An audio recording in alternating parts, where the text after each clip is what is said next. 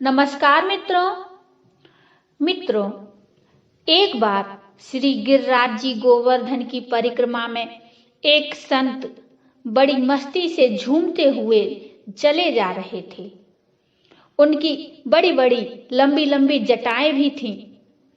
तो जब वे मस्ती में झूमते हुए जा रहे थे तो उनकी एक जटा किसी कुंज में उलझ गई। तो वे संत जी वहीं खड़े रह गए।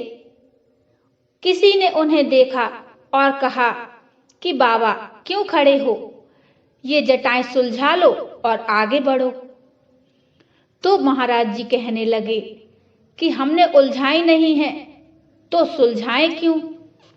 तो वो व्यक्ति कहने लगा कि बाबा हम सुलझा दें।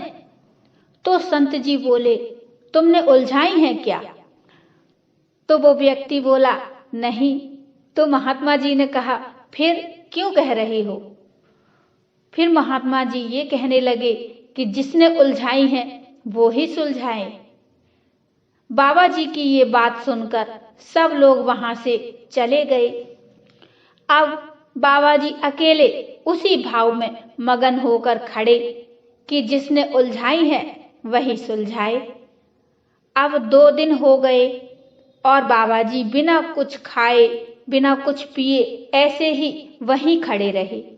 अब इधर वैकुंठ लोक में भगवान विष्णु को भूख लगी और जब उन्हें भूख लगी तो माता लक्ष्मी ने उन्हें भोजन कराया, लेकिन उनकी भूख नहीं मिटी। माता लक्ष्मी बार बार भोजन लाएं और भगवान विष्णु भोजन ग्रहण कर लें, लेकिन उनकी भूख मिटे ही ना। अब माता लक्ष्मी बड़ी परेशान। होनहार की बात देखिए, उसी समय श्री देवर्षि नारद जी वैकुंठ लोक में पहुंच गए और जब लक्ष्मी जी को परेशान देखा तो उनसे पूछने लगे, क्या हुआ माता, आप इतनी परेशान क्यों हैं? तो माता लक्ष्मी ने उन्हें सारी बात बताई कि भगवान विष्णु को बार बार खाना खिला रही हूं, लेकिन प्रभु की भूख नहीं मिट रही है। तो नारद जी ने समझाते हुए कहा कि माता, क्या आपने भगवान से इसका कारण पूछा है? तो माता ने कहा, नहीं। तो नारद जी बोले कि माता, इसका कारण तो भगवान ही बता सकते हैं।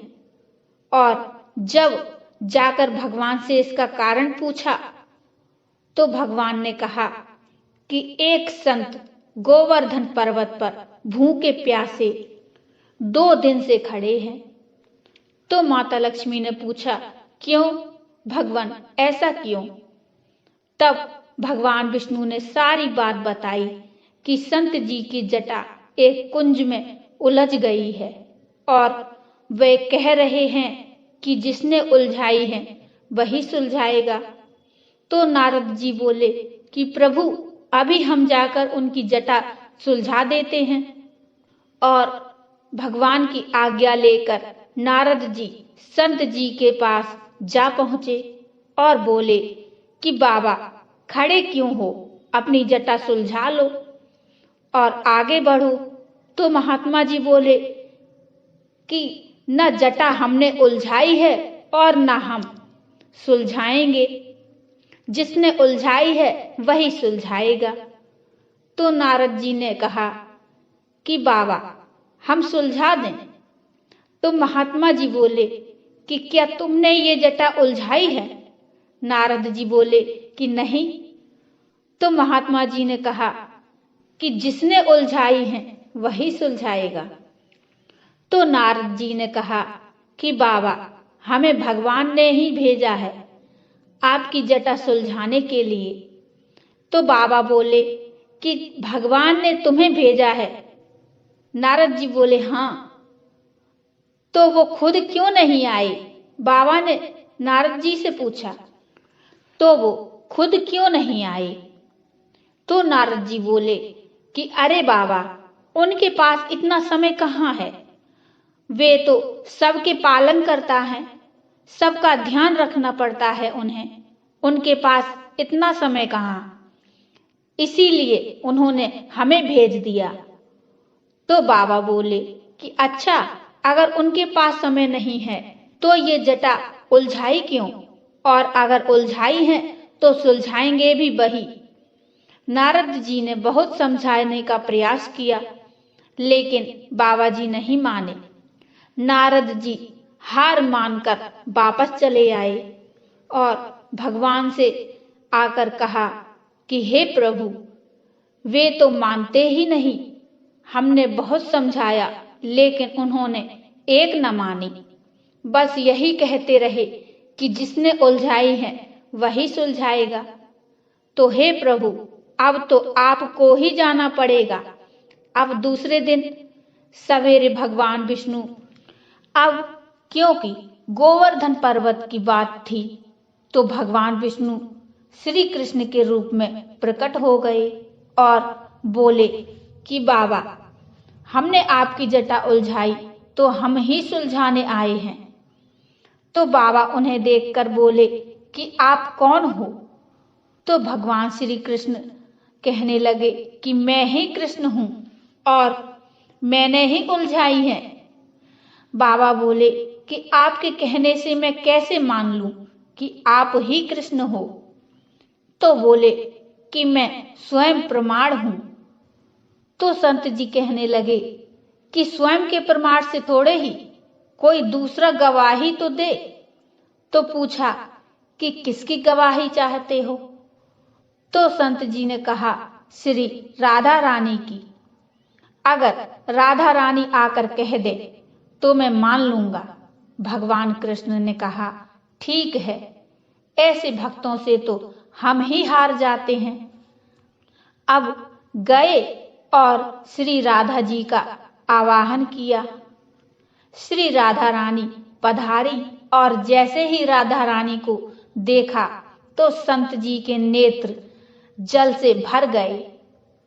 श्री राधा रानी ने कहा कि बाबा, यही हमारे प्रीतम श्री कृष्णचंद हैं। बाबा मुस्कुराकर बोले कि हम तो पहले ही जान गए थे कि यही कृष्ण हैं। तो भगवान कृष्ण ने कहा, अच्छा, अगर जान गए थे तो माना क्यों नहीं? तो संत जी कहने लगे कि अगर मान लेते तो मुझे राधा जी का दर्शन कैसे होता? मित्रों, मेरा इस कथा से ये तात्पर्य कतई नहीं है कि आप भी वैसा ही करें। मैं तो बस यही चाहती हूँ कि आप इन कथाओं के माध्यम से भगवान को याद करते रहें और भगवान से यही कहते रहें कि संभव है कि मैं इन झंझटों में मैं तुमको भूल जाऊं, पर नाथ दया करके मुझको ना भुला देना। भगवान मेरी नैया उस पार लगा देना। अब तक तो निभाया है, आगे भी निभा देना। तो मित्रों, इन कथाओं को सुनकर हमें जो बल मिलता है वो हमें भगवान से जोड़े रखता है। मित्रों, आपको ये कहानी कैसी लगी, कृपया मुझे कमेंट में जरूर बताइए। और यदि आप भगवान कृष्ण के भक्त हैं तो कमेंट में जय श्री राधे कृष्णा अवश्य लिखिए। मित्रों, कहानी अच्छी लगी हो तो लाइक कर दीजिए और चैनल को भी सब्सक्राइब कर लीजिए। मिलते हैं फिर एक और भक्तिमय कहानी लेकर। तब तक के लिए जय श्री कृष्णा।